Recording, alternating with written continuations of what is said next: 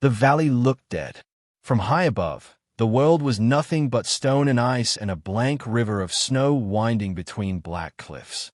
No wind, no motion.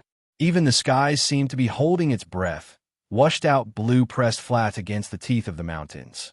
Then the valley erupted. Traces stitched across the snow in manic orange lines. Thunder rolled back and forth between the cliffs as machine guns raked the open ground.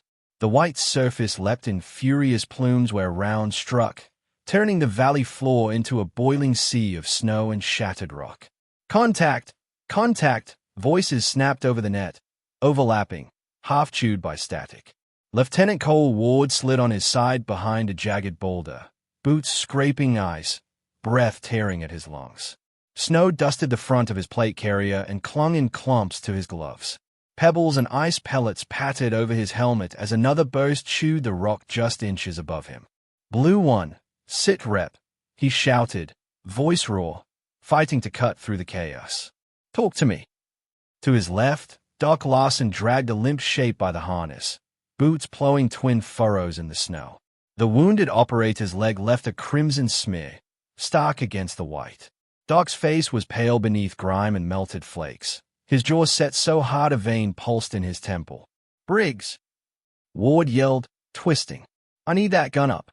The machine gunner was already there, jammed against the low stone wall that marked the skeleton of some forgotten terrace. Steam hissed from his weapon, the barrel shimmering with heat even in the brutal cold. Each time he leaned up to fire, the recoil knocked snow from the wall in dusty cascades. I'm close to cooking this thing. Briggs shouted back between bursts. I can give you short strings, sir. That's it. Rounds snapped overhead in flat, ugly cracks, whipping away bits of rock. Somewhere behind them, someone screamed, a short, shock sound that cut off too soon. On the radio, voices stuttered and bled into each other. Break Brea, you copy? Taking fire, heavy. Say again. Say.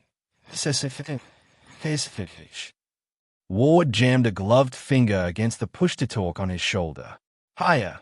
This is Saber actual in contact, heavy contact, valley grid.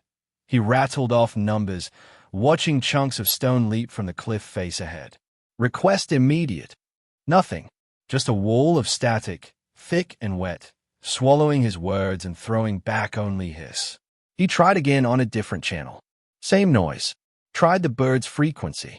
More static, faint whines and warbles running under it like a sick digital heartbeat. Hawk Dawson slid in beside him, landing hard enough that his knee armor scraped rock. Sir, it's not terrain. Hawk's voice was flat, the way it got when things were past bad and headed toward final. Curls of condensation drifted out from the edge of his balaclava as he spoke. They took our relay drone out, and something's sitting on the spectrum. It's coordinated. You sure? Ward demanded. Another mortar detonated somewhere up valley, the boom ricocheting back and forth until it was impossible to tell where it had originated. Snowflakes and bits of stone rained down on them. Ward felt the concussion thump in his chest. As sure as I'm sure that's not random, Hawk snapped, jerking his chin toward the arcs of incoming fire. This is deliberate. Somebody built a box around us. Ward forced himself to look beyond the immediate violence. Up both sides of the valley, the pale walls rose steep and unforgiving. The snow lay deep, but it wasn't untouched. He could see where it had been cut away to make firing positions.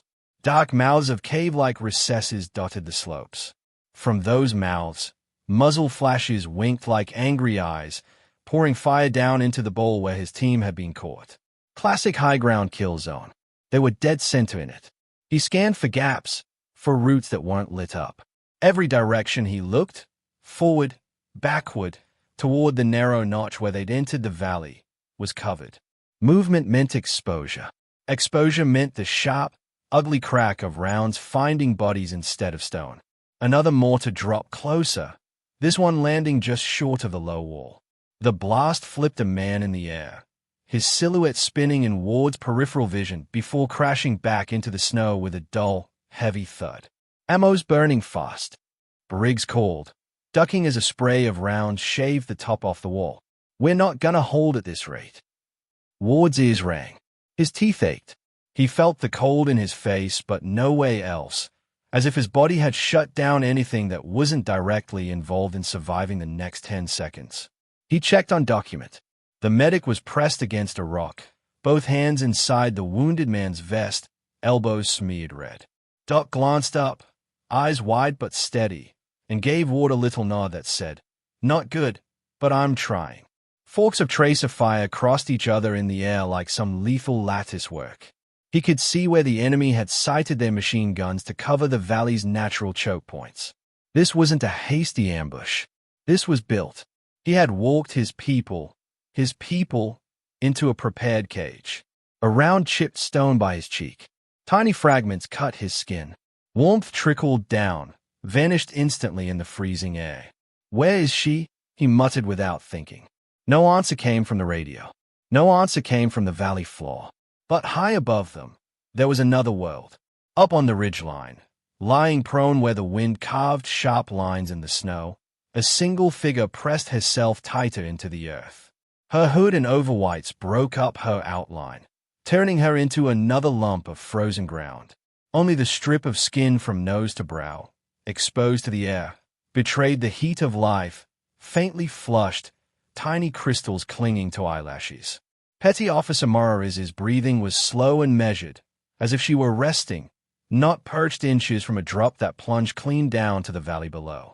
The rifle lay tight against her shoulder, stock snug, bipod sunk deep into the crusted snow. Her cheek rested on the comb as naturally as if it were a pillow she'd slept on every night. The cracked edge of her optic caught a thread of pale light. Through her scope, the chaos below wasn't chaos at all. It was patterns. Her crosshair tracked from a muzzle flash in a carved-out snow cave to a flat patch of ground where 3 men crouched around a metal frame rising from the snow. Cables ran from it to boxes half-buried and wrapped in white tops. One of the men wore a headset, his head bent to a small screen. On another shelf, farther along, a mortar tube angled just so, the crew working around it with practiced rhythm. A little to the left, along the opposite wall, she caught the faintest glint, glass, maybe, around the dark circle of another rifle's scope. She noted each in turn, filing away locations, distances, angles. High ground, power nodes, eyes and ears and hands. The parts of the machine that was tearing into the men below. A round smacked into the rock somewhere behind her. Shards of stone rattled past. The wind snatched at the sound and carried it away. Down in the valley, voices still clawed at the jamming, incoherent bursts punching through just long enough to remind her that they were there, that they were drowning. "Mara, if you've got anything, now would be fantastic." Hawk's voice bled through in fragments on her secondary net, distorted and thin. She didn't answer. No time. No point. The signal might not carry anyway. Her gloved fingers worked the dial on the scope, making a minute adjustment to elevation, then a breath more for wind. The snowflakes drifting past the muzzle fell at a slant, just enough to matter at the distance she was about to work in. Below, another mortar landed, this one so close to Ward's position that she saw the shockwave roll across the snow in a rippling ring. He flinched. She didn't. Her heart was going hard, but her breathing stayed on its rails. Inhale, exhale, pause. The world outside the scope blurred on the edges, unimportant. The world inside it narrowed to a single figure near that antenna rig, leaning in to check something on a display, mouth moving as he spoke into his headset. This was the first domino. The wind gusted, tugging at her hood. She waited a beat for it to settle. Snow stung her eyes. She blinked it away and let the crosshair settle just below and left of his sternum, accounting for distance, drop, drift, the unknowns she'd learned to feel rather than calculate. The valley roared. Up on the ridge, inside her little island of stillness, there was only the slow press of her finger. "Shot confirmed," she whispered. The rifle bucked. The report cracked off the cliff behind her, echoing down into the valley as a faint, delayed ghost of noise. We don't see what the round hits. Not yet. The scene hangs on the recoil, on the fading ring in our ears, and then cuts to black. Later, the telling voice will come back in over the dark. Calmer now, promising explanations. How did she get up there when everyone else was trapped below? What did that single shot punch through that was strong enough to break a kill box? And who, exactly, built the cage they walked into? To understand that, we have to go back to where the snow was quiet, the sky still empty, and the mission just another line on a schedule. Dawn never really came that far up in the mountains. It just bled slowly into the darkness, a deep blue seeping into the black until the stars faded and the outlines of the peaks pulled themselves out of the void. The wind did the talking at the forward outpost. It howled around the corners of the prefab huts and snapped at the comms tower. Trucks and armored vehicles sat half-buried along the perimeter, their tires entombed in ice, exhaust stacks steaming faintly as if they were animals in deep sleep. Inside the briefing room, it was cramped, overheated, and loud. A portable heater hummed aggressively in the corner, battling the cold that leaked in through every seam. Condensation beaded on the metal walls. The air was thick with damp wool, gun oil, and burnt coffee. A map board dominated one wall, lead with satellite imagery, contour lines, and grease pencil annotations. A tablet sat on the table displaying a zoomed-in overhead shot of a familiar slice of terrain, the valley. "All right, listen up," Ward said, standing at the head of the table. His hair was damp from the snow he'd brushed off his cap, his uniform still carrying the smell of outside air. "Tasking from higher is straightforward. We move out in 4 hours." He tapped the map with a gloved fingertip. A green line traced from the outpost to a narrow choke point between two peaks. "Objective is a suspected logistics corridor," he went on. "Intel indicates a local cell is pushing weapons through this pass. We're to intercept if possible and in place a sensor package to feed pattern-of-life data for follow-on operations." Chief Hawk Dawson leaned over the tablet, scrolling the satellite imagery with practiced flicks. His bead was a salt and pepper blur under the harsh fluorescent light. "Relay drone will be up to bounce comms," Hawk added, without looking up. "Primary net is the usual. Sat-link will stay live as long as the bird stays healthy. If it drops, you have line-of-sight back up to the outpost ridge." Briggs lounged in his chair with the boneless ease of a man who'd carried heavy guns long enough that they'd carved grooves into his spine. "So, standard hike. Maybe a little hike and strike if we get lucky," he said. "I was worried this would be a hard day." A couple of the others chuckled. The heater in the corner popped and hissed. Near the far side of the room, half in shadow where the light didn't quite reach, Mara Reyes sat with her elbows on her knees, the hood of her thermal top pushed back. Strands of dark hair curled at her temples from melted snow. She wasn't looking at Ward. She wasn't looking at the map board where he traced routes and fallback points and contingency plans. Her eyes were locked on the overhead imagery on the tablet. "Local fighters in this sector usually favor hit and run," Hawk continued. "Shots from a distance, then disappear. Not much in the way of sustained engagements. Training levels low. Weapons mostly hammer-downs and whatever they can lift from old caches. Meaning, don't trip over them when they drop their guns and run," Briggs muttered under his breath. There was another ripple of quiet laughter. Reyes pinched the image on the tablet and zoomed in on a segment of the valley floor. At first, it just looked like snow, blank, featureless, the same off-white shading as everything else. But the longer she stared, the more her brow furrowed.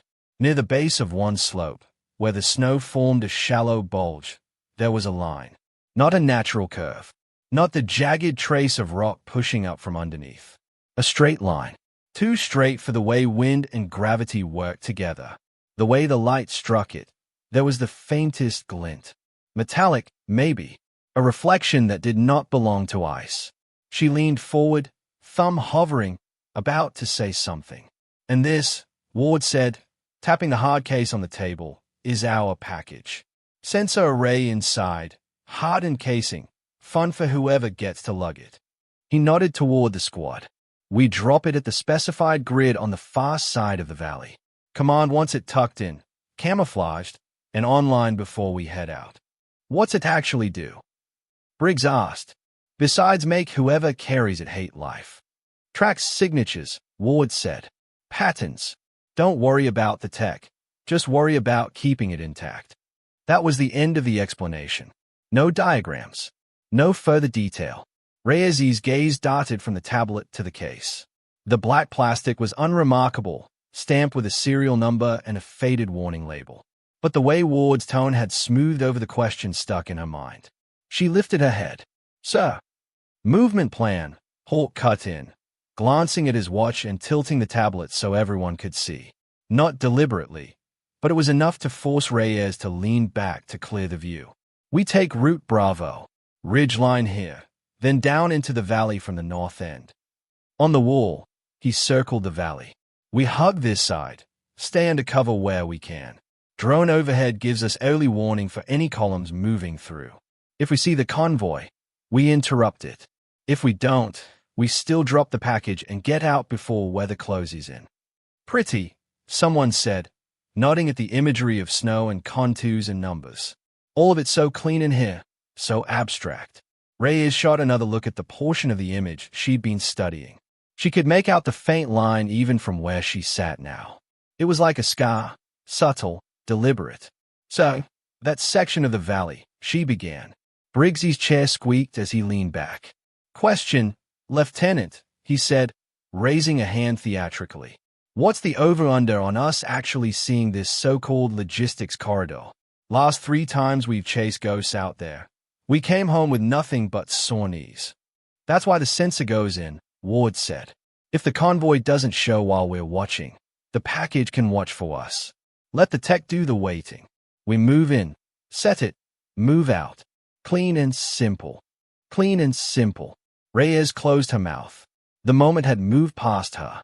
Hawk glanced her way, caught the frustrated line of her jaw, and gave a slight shrug that said later. Maybe, if there was time. But later had a way of never arriving out here. The briefing wrapped with a few more questions. Routes, resupply, what the weather models looked like for the next 12 hours. The forecast was sharp and clear. Good visibility. No heavy storms expected. The kind of prediction that made people relax. On the range, the wind sliced across the snow, reducing visibility to a wavering tunnel around the targets. Rounds snapped downrange in steady rhythms. Paper silhouettes jumped as the impacts punched through. Reyes lay behind her rifle at the far end, slightly apart from the others. No chatter near her. No jokes.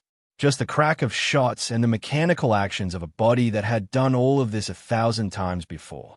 Exhale. Pause. Press. 3 shots. 1 hole. At distances where the cold air played games with the bullet's path. She adjusted, compensated, made the minor corrections that years had taught her without conscious thought. At the firing line behind her, Briggs muttered something to another operator. "I mean, yeah, she can shoot. That's not the issue." "What is?" the other man asked, low. "You weren't with us last year," Briggs said. "Different country, different rooftops. There was this thing." His voice dropped further, carried away by the wind. But Reyes didn't need to hear the words. She knew the story. She'd been there for the worst parts of it, not for the retelling in rooms like this. All she caught was Ward's reply from a few steps away. She did what she thought was right with the information she had. He said quietly, "We've all done that." "Yeah," Briggs said. "Just saying some guys still think about it. That's all." Reyes focused on the target downrange. The paper blurred for a second, then resolved again as she forced her mind back to the present. They kept her on the edge of the circle. Not shunned, not embraced. An asset with an asterisk. Do your job. Don't make waves. Don't hesitate. She fired again, the rifle's recoil rolling into her shoulder like a heartbeat. When they stepped off later, the sky had brightened into that same washed-out blue the valley would wear when everything went bad. They filed out of the wire in a snake of dark figures against the white, each operator carrying a rucksack, weapon, and the invisible weight of the mission in front of them. Briggs had the machine gun slung across his chest. Doc's 8-bag rode heavy on his back. Hawk carried extra batteries, antenna section strapped down with tape. Ward walked near the front, scanning, posture relaxed in that deliberate, practiced way that kept tension from spreading down the line. The hard case rode with one of the middlemen, strapped to his pack, glossy surface catching the occasional shot of sunlight. Reyes brought up a slot just behind the lead element, her rifle in low ready, eyes not on the path ahead but on the terrain around them, the cut of the ridges, the angles of slopes, the way the valley narrowed in the distance. She traced their route in her mind against the image she'd studied on the tablet. When they crested a small rise and she saw the valley mouth open ahead, flanked by cliffs that leaned inward like shoulders, a chill that had nothing to do with the air slid down her spine. "So," she called softly, stepping closer toward as they paused to adjust gear. Her breath panted out in quick bursts, fogging the space between them. "Yeah?" he asked, eyes still roving. "This valley," she said. "The way it pinches. It's textbook. You own both sides. You own anything walking through the middle. Feels like a kill box waiting to happen." Ward glanced at the slopes, then back at her. "We own both sides today," he said. "Drones ours. Radios are ours. Intel says they don't have the training or kit for anything more than harassing fire." Reyes nodded once, but didn't look convinced. "The imagery," she added. "There was a reflection down there. Straight line in the snow." "Probably debris," Ward said. "Old wreck, old gear. This place has eaten a lot over the years." "Maybe," she said. They started walking again, their boots squeaking on the packed crust. Far up on a distant ridge, hidden among rocks and snow, 3 men worked around a compact antenna frame. They tugged cables tight, checked connections with bare, red fingers. One of them adjusted a small box with a screen, lines of text scrolling past in a language the patrol below could not read. The man with the screen pulled a headset over his ears, listening to a faint, faraway voice. He nodded, eyes on the valley mouth as the tiny dark figures of Ward's platoon began their descent. "Positions," he said in his own tongue, voice calm. "They are coming." As expected, he looked down at the antenna, at the straight lines it etched against the snow, and smiled. The valley swallowed sound. As the patrol moved off the shoulder of the ridge and started down the gentle slope toward the floor, the wind dropped. The hiss of the air in their hoods faded. Even their footsteps dulled. The crunch of boots on crust softened into a muffled, intimate rhythm. Their breath fogged out ahead of them in little clouds that hung for a moment and vanished. The snow, piled deep where the sun rarely reached, reflected light up into their faces, turning everything a hard, bright white. "Check in," Ward said quietly into his MIC Blue 1. "Up," a voice came back, crisp. "Blue 2. Up." He moved through the squad, listening to each affirmation, each small reminder that his people were in their places, carrying their loads, eyes where they should be. Behind him, Hawk adjusted the antenna extending from his pack, checking the tiny screen clipped to his chest. "Link's good," he murmured. "Sat's happy. Drone is climbing. We're green." Reyes's gaze climbed with it, following an invisible line from the valley floor up toward the empty sky. She couldn't see the drone, not with the glare in the distance, but she knew the kind of orbit it would settle into, knew what it should be feeding back. She shifted her attention to the slopes. Ledges, shells of snow only a few feet wide, shadowed alcoves where rock broke through the white. Places to hide men. Weapons. Antenna masts. Her fingers flexed on the rifle's handguard. Her pulse ticked faster, just enough that she could feel it in her throat. "Talk to me, Reyes," Ward said, falling back a half step to walk beside her. "Feels wrong," she said simply. "Too quiet. Too prepared." "Quiet is good," Briggs called from up ahead, hearing her over the squad net. "Means we don't have to work as hard." "Quiet means you can't hear what's coming," Reyes muttered. "Drones seeing nothing significant," Hawk reported. "Some heat signatures from old livestock pens on the far side. No vehicles. No heavy movement." They kept descending. The valley floor widened around them, a shallow bowl flanked by slopes that seemed higher from down here than they had from the ridge. The sky narrowed into a strip overhead. The wind disappeared almost entirely. Reyes pictured the images she'd studied. The faint line in the snow. The glint. She scanned the ridge line where she remembered it being. A particular notch. A particular shadow. Her eyes skimmed across rock and ice. Nothing. Just a whole lot of white.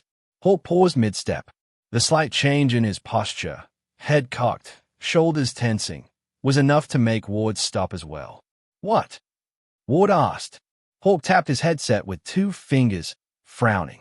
Hiya, this is Blue Net 1, he said, clicking to the primary channel. Radio check. Static hissed back at him.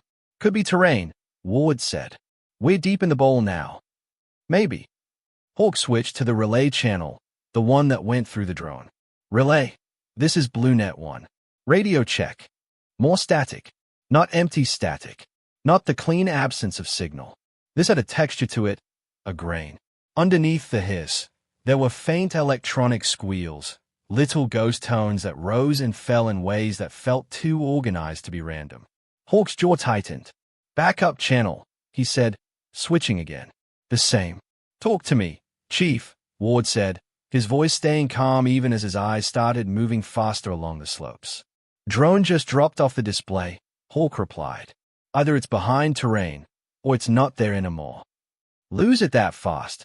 It was fine 30 seconds ago, Hawk said. Then, nothing, like someone turned off a light. Reyes followed his gaze upward, squinting. The sky was open, cold, indifferent. No shape against it. No movement. Her eyes drifted lower, toward the rim of the valley. A spot of shadow caught her attention. A slightly darker hollow in the snow, high on the left-hand wall. For a heartbeat, she thought she saw something shine in there. A quick, sharp flicker like sunlight on metal. Then it was gone. So, she said, pulse quickening. Left slope, at hour 10 o'clock. About 200 meters up. I've got a shimmer. Like something's cutting the air. Reflection didn't match rock. Ward scanned with his naked eyes, then brought his binoculars up, trying to pick out the spot. I don't see it, he said. Could be ice. Could be, she said. The feeling in her gut said otherwise. Blue 1, hold, Ward ordered. All elements, halt. Take a knee. Weapons oriented outboard.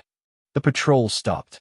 Men sank into the snow, boots spreading to distribute weight. Rifles tilted toward the slopes. The only sounds were quiet breaths and the rustle of gear. Ward gave Hawk a look. One more try, he said. Hawk toggled channels. Hiya. This is Saber Actual on alternate. In the valley, radio check.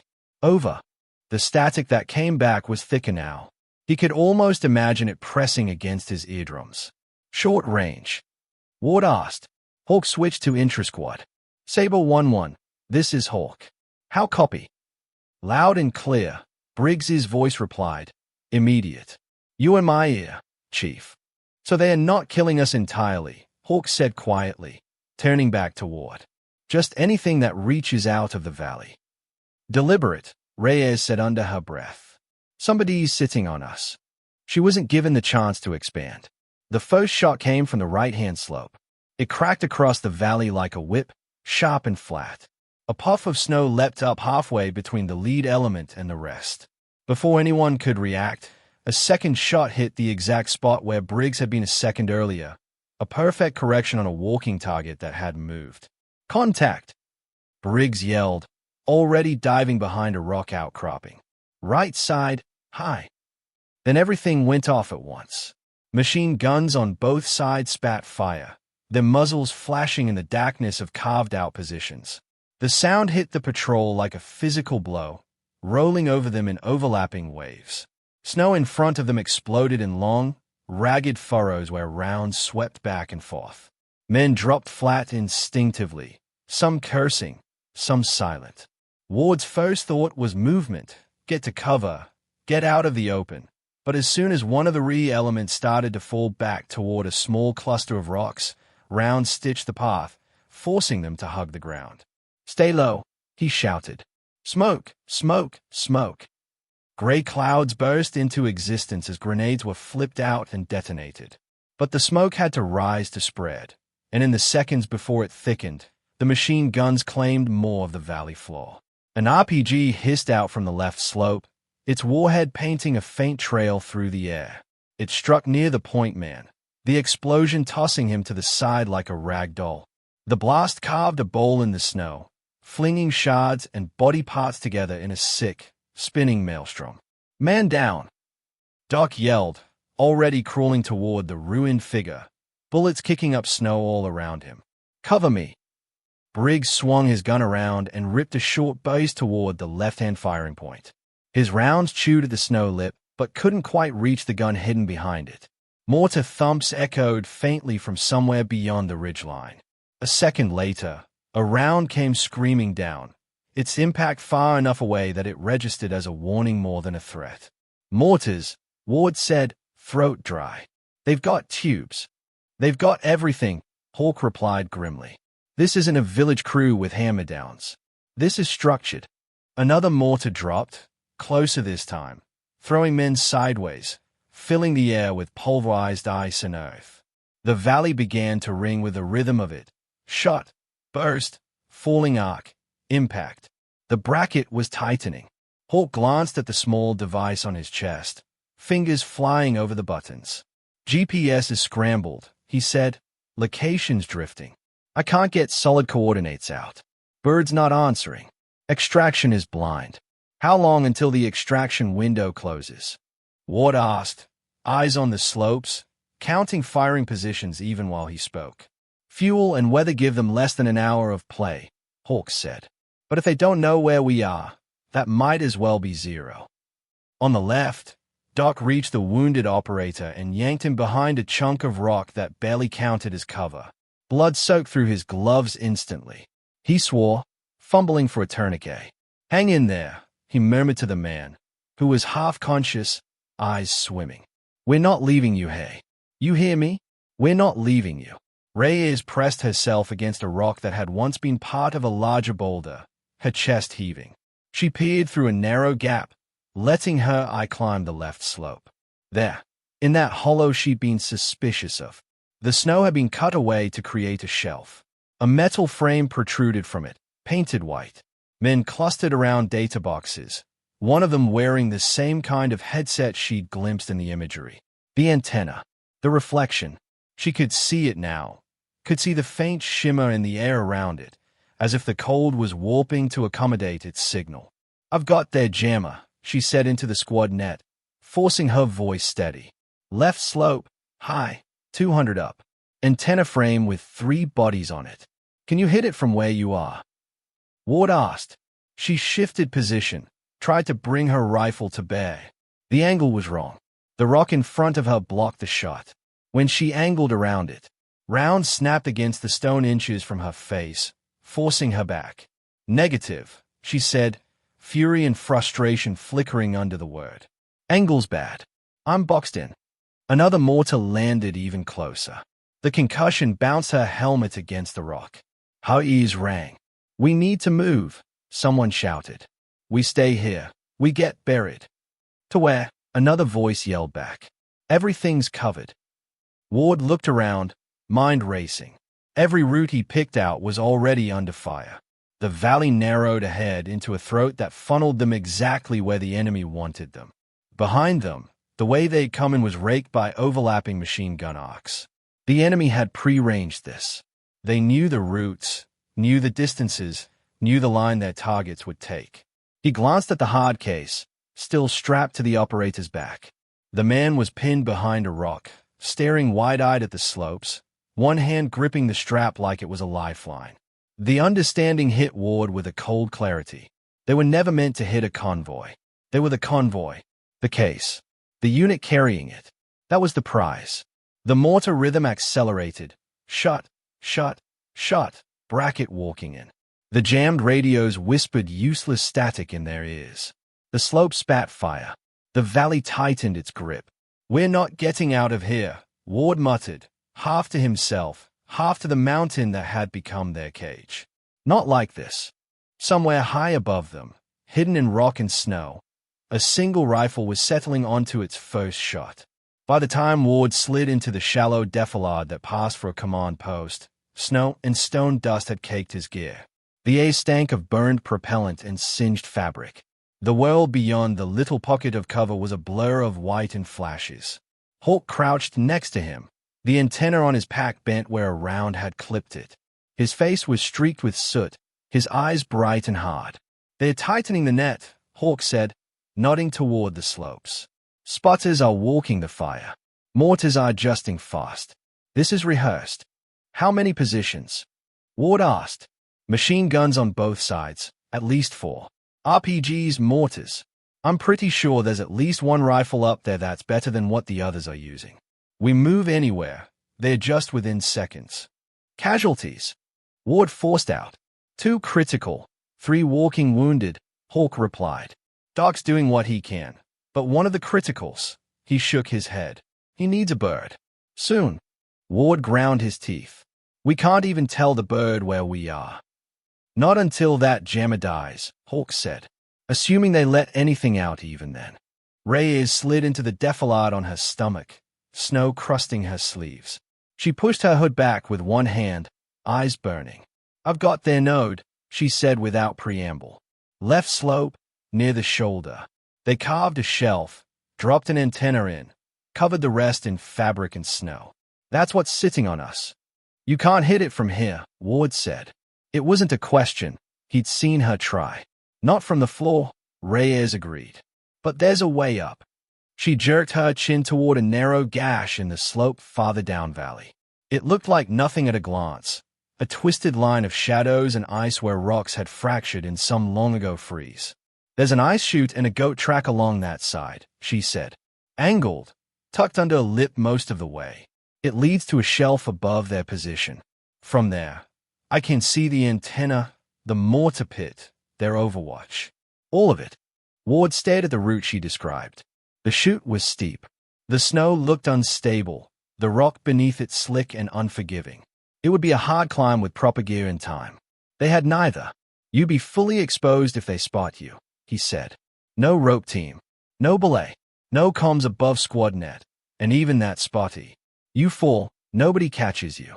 You get pinned, we can't help you. Reyes met his eyes. If I don't go, we all die slow down here. He opened his mouth, shut it again. Protocol screamed at him.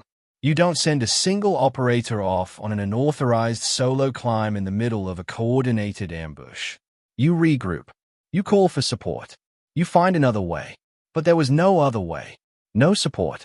Just stone, snow, and an enemy that had built a perfect trap.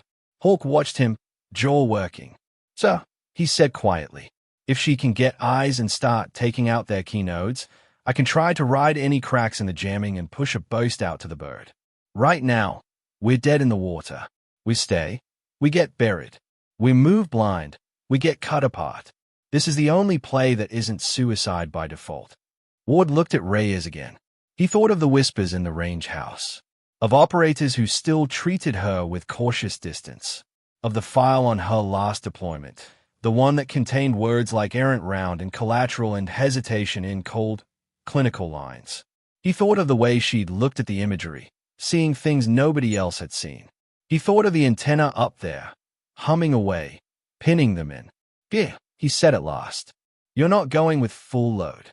I know, she replied. They moved quickly. There was no time for ceremony. Reyes shrugged out of her ruck, breathing harder now that adrenaline had begun to leak into the cracks of her composure. She unlatched pouches, grabbed spare magazines, stuffed them into a slimmer chest rig. Hawk handed her a compact rangefinder and a spare battery for her secondary sight. Med kit, Doc called, crawling over just long enough to toss her a small pouch. In case you get scraped up on the way, or in case you find someone worse off than you. She caught it, clipped it to her belt. Armor? Ward asked. She looked at the plates, at the weight they represented, at the vertical world she was about to throw herself into. Too heavy, she said, voice low. If I slow down, I die. If I can't move right, I don't make the shot. I'll take the risk. He hated that answer. He also knew it was right. Take the flare, Hawk said, pressing a single device into her hand. You get to a point where you've broken something big and you want that bird to know where to look. Pop this. If they've got even a sliver of signal, they'll see it on optics. Reyes nodded, sliding the flare into a pocket. Reyes, Ward said, as she pulled her hood back up and adjusted her rifle sling. If this doesn't look doable halfway up, you pull back. I don't need a martyr. I need my sniper alive. The corner of her mouth twitched into something that wasn't quite a smile. Respectfully, sir, she said. You need that jammer dead more than you need me safe. Then she turned and slid out of the defilade, keeping low, hugging the shallow depressions and rock shadows as she angled toward the base of the chute. Enemy fire tracked mostly on the main cluster of seals. Traces cracked overhead, chewing at the larger rocks. But the volume aimed at them had become almost predictable, a pattern of suppression that assumed their targets would stay pinned in the obvious cover. Nobody seemed to have planned for a single operator peeling away and heading toward the vertical. Reyes reached the base of the chute and pressed herself against the cold rock. The ice rising in front of her was a jagged ramp, studded with stones and narrow shelves. Above, the chute twisted out of sight, disappearing under an overhang. She took a breath that tasted of cordite and fear and snow. Then she climbed. Her world shrank to hands, feet, and the next hold. She drove the front of her boots into the crust, testing each placement. Before committing her weight, her gloved fingers sought out rocky bumps, cracks in the ice where she could wedge them for purchase. She kept her profile low, hugging the slope, her rifle slung tight along her back to keep it from snagging.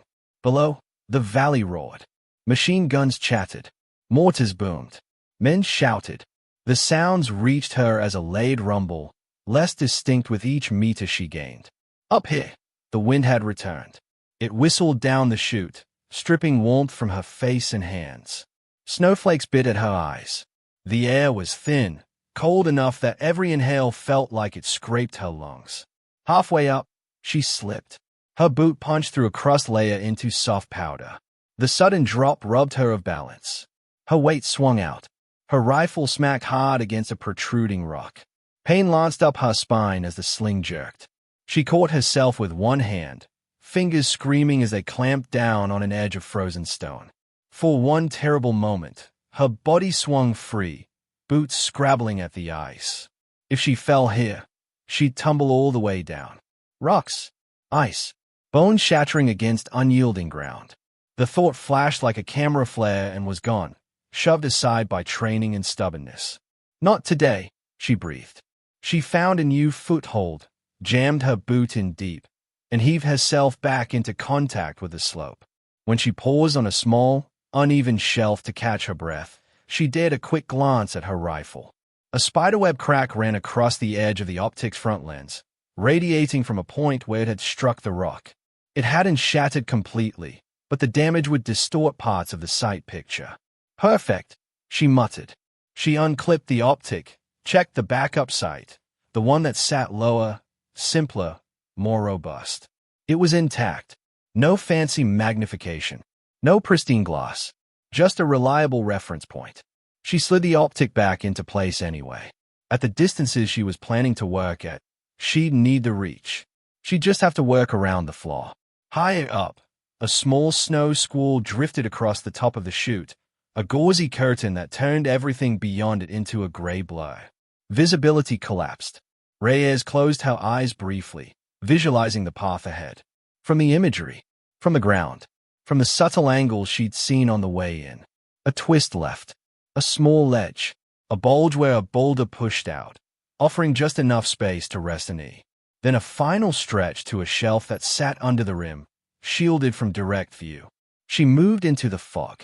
The world narrowed to the feel of her gloves sliding over wet rock, the scrape of her boots on ice. The snow stuck to her lashes, clung to her hood.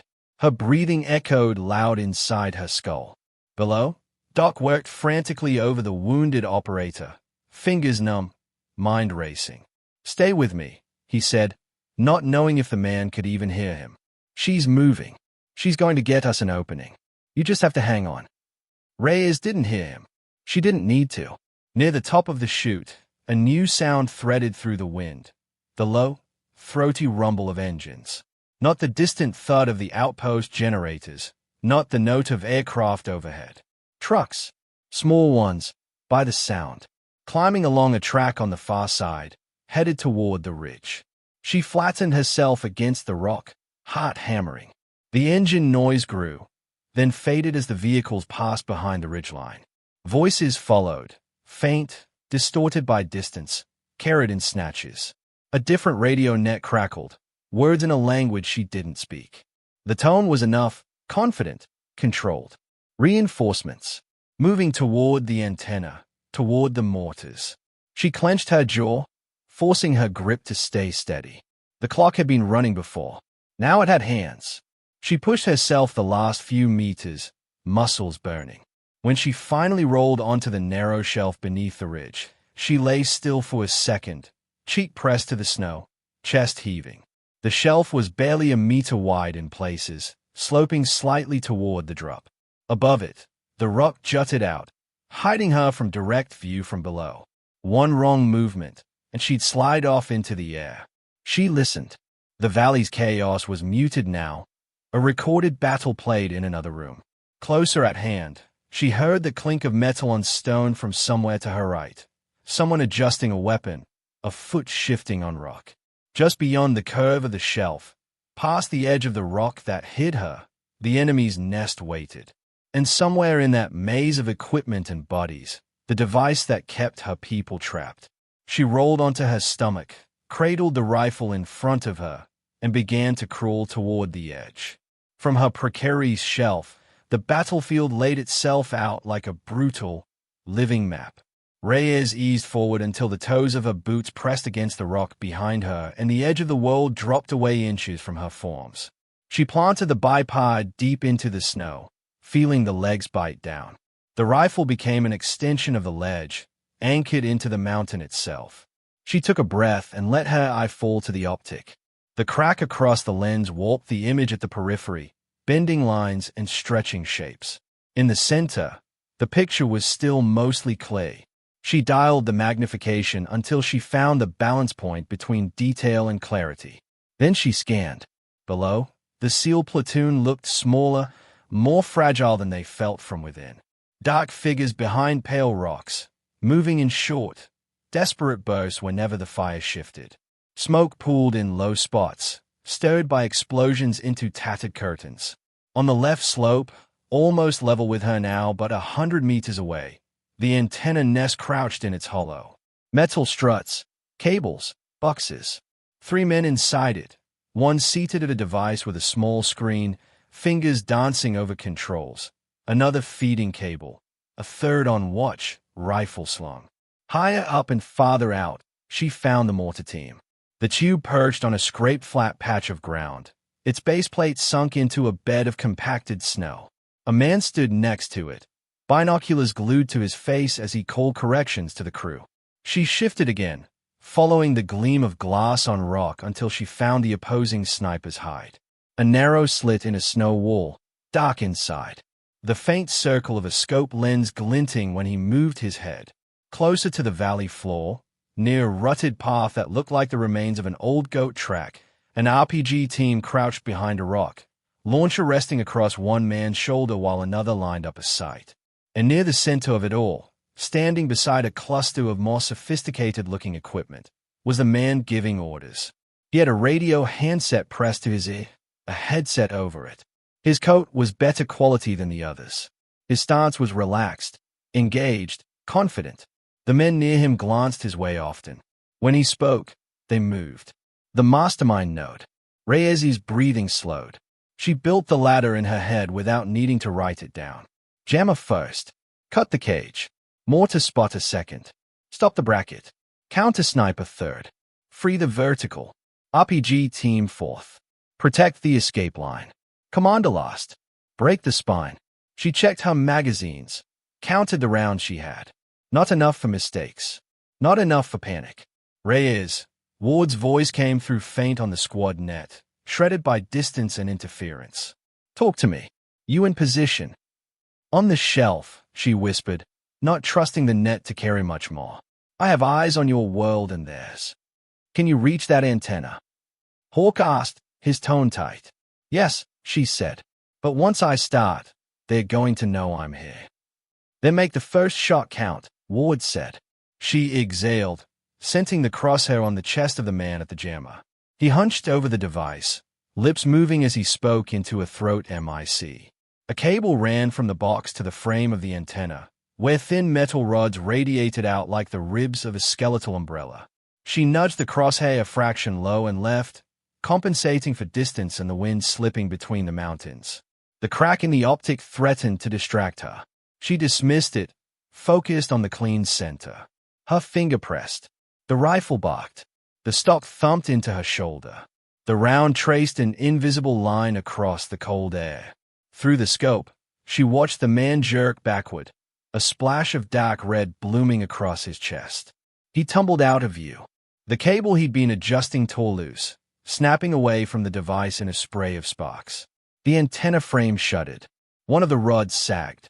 Down in the valley, Hawk's radio sputtered. "Burr actual, this is, Cuppy, taking heavy." He jerked his head up, eyes wide. "Sir," he gasped. "We've got a flicker. I can feel the jamming spike dropping." Ward grabbed his shoulder.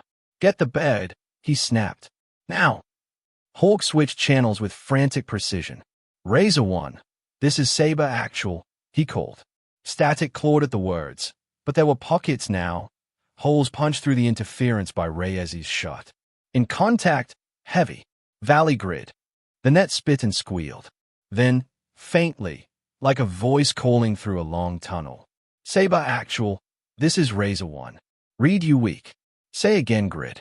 Hawk grinned, a savage, desperate thing. "Copy, Razor 1. Stand by for coordinates," he said, rattling off the numbers while the window stayed open. Up on the shelf, Reyes was already sliding the crosshair away from the fallen jammer operator. The second rung of the ladder waited. She drifted over to the mortar ridge. The spotter still had his binoculars up, scanning the valley. He hadn't realized yet that the rhythm of his bracket had been broken, that the last round had fallen wide and stayed wide, because the corrections he'd been sending were no longer reaching the ears that mattered. She settled the crosshair on the band of cloth across his chest, adjusted, and fired. The spotter crumpled forward. His binoculars tumbled into the snow. Down by the tube, the crew hesitated, frozen for a heartbeat, waiting for new data that didn't arrive.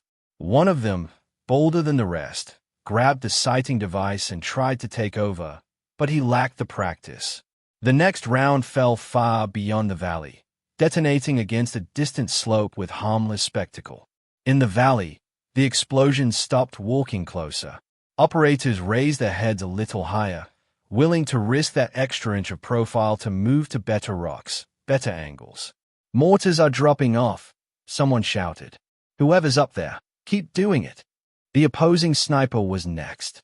Reyes searched along the far slope, letting her gaze drift until she caught the outline of the hide again. The crack in her optic made the edge of the rock slab bend oddly, but she worked around it, scenting the notch of darkness. She knew he was watching for her. Maybe he didn't know where she was yet, but he'd know someone was up here.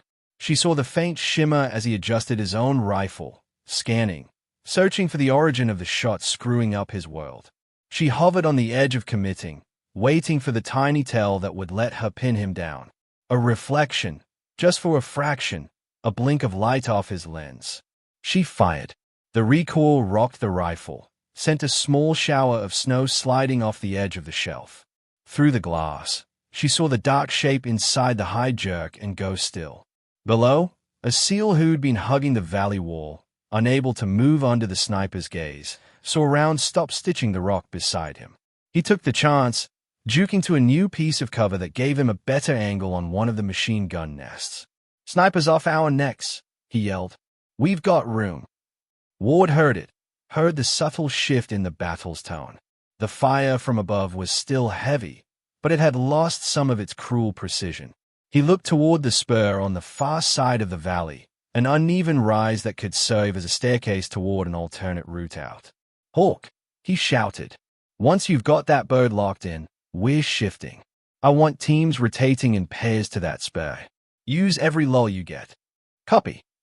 Hawk replied, fingers dancing as he confirmed grid, altitude, and threat picture with Razor 1. The connection wasn't stable, but it was there, like a frayed rope pulled tight between them. Up on the shelf, the battle had taken notice of Reyes. Voices rose from the antenna nest.